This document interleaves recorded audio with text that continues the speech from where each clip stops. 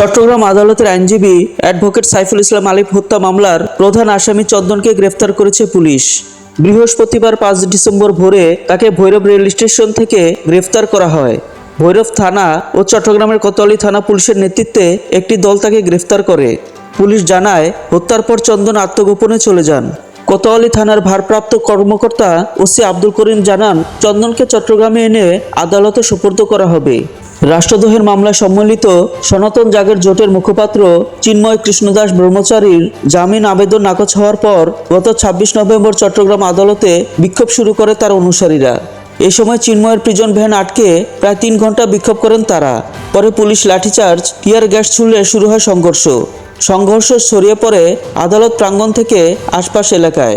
ও সময় রঙ্গম কনভেনশন হলের পাশের গলির ভিতরে আইনজীবী সাইফুল ইসলাম আলিফকে হত্যা করা হয়। এই ঘটনায় পুলিশের উপর হামলা, ভাঙচুর এবং পুলিশকে দায়িত্ব পালনে বাধা দেওয়ার অভিযোগে 3টি মামলা নথিভুক্ত করে পুলিশ। এছাড়া সাইফুলের বাবা জামাল উদ্দিন বাদী হয়ে 31 জনকে আসামি করে হত্যা মামলা দায়ের করেন। সাইফুলের ভাই 115 জনকে আসামি করে আরেকটি মামলা করেন। ওই ঘটনায় আওয়ামী লীগের 29 নেতাকর্মীর বিরুদ্ধে মোহাম্মদ উল্লাহ নামে আরও এক ব্যক্তি একটি মামলা করেন কোতোয়ালি থানায়।